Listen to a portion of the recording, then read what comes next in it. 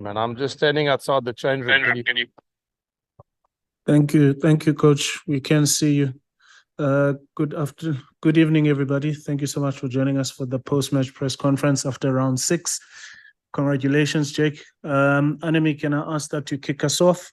From Anemi, we'll go Carl. From Carl, we will then go to Mvia, and then we will take Ashfaq and Devon. Thank you. Thank you, Lunga. Hi, Jake. That was a tough one, and obviously going into this game, having to make changes so late with the illnesses that hit your team. Can you just tell us what exactly happened to your team? Are there more players that are ill? And just your thoughts on how they close it out with that kick by David. Yeah. So, Enemy, the first time in a long time. I mean, I wouldn't say it's never happened, but we had to make significant changes. I mean, you don't often change your quarterback, if we use that analogy, and then all of a sudden, we got Johan Person is injured. We got Jaco van der Walt's injured. And then we got Butter now all of a sudden got sick. I don't know what it is. He just got really, really sick, cold shivers, and so we had to put him on a drip. And then literally, sort of 3 hours before kickoff, decided we're going to go with Keegan at 10, which meant we had to change our 9 as well because he was covering 9 and 10.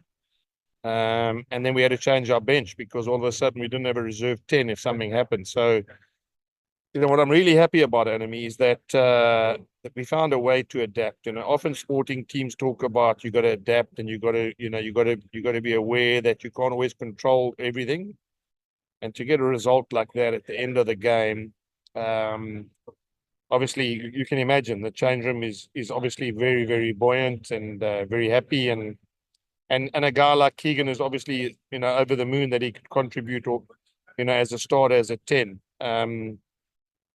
There was a minute and a half left and we ended up winning the game. So you can only feel proud when you see your players doing that at the end of a game. Yeah, it was clearly not the normal game that we're all used to from the Bulls. It was clear that it was very tough. Didn't dominate much of the game. So congratulations, Jake.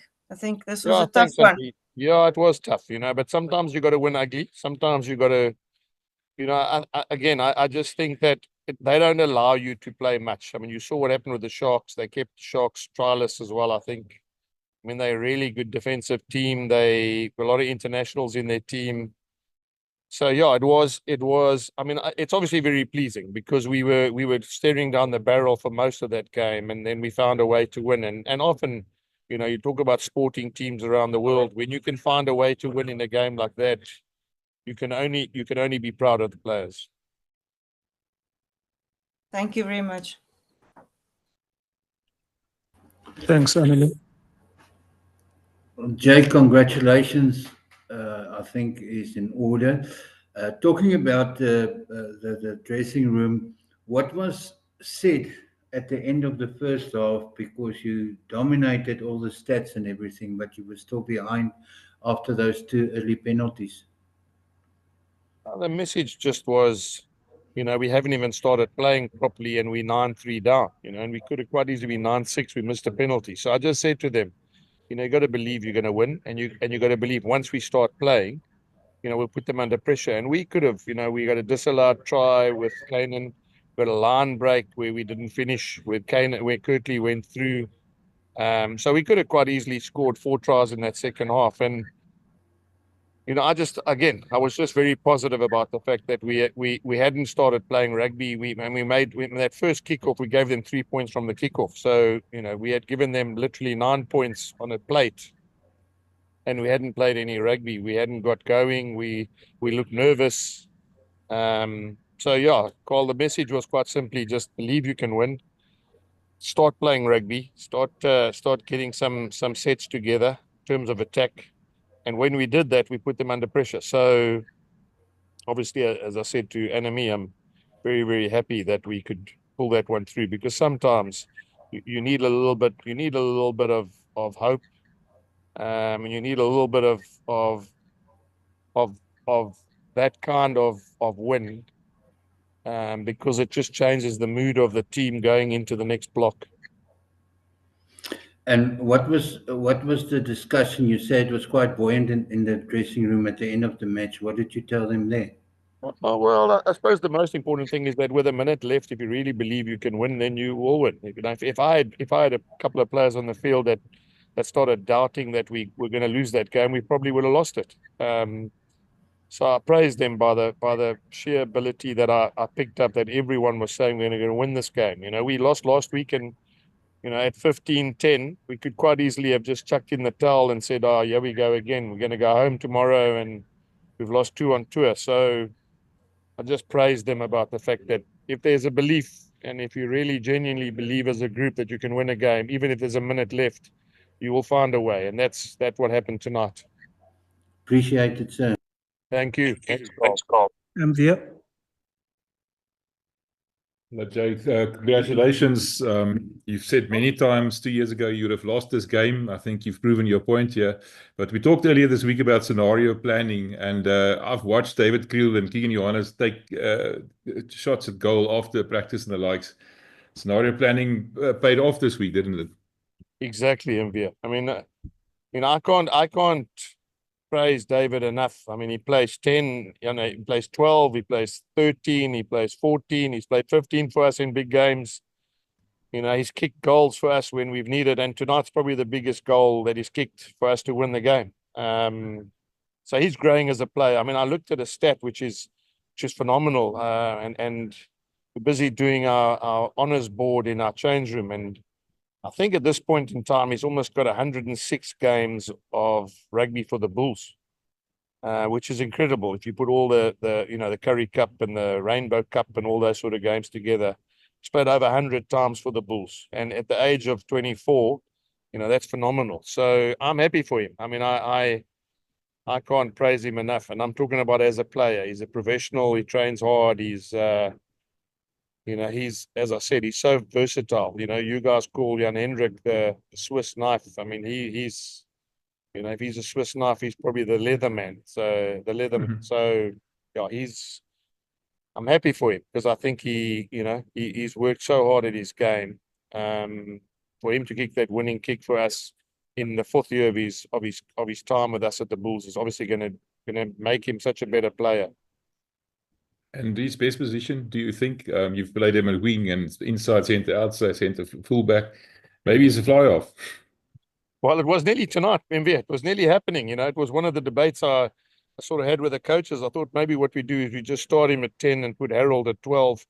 And that was because we thought the rain was going to come earlier, and we thought then we're just going to defensive mindset and basically just play guys that can defend well and keep them out. So it was an option.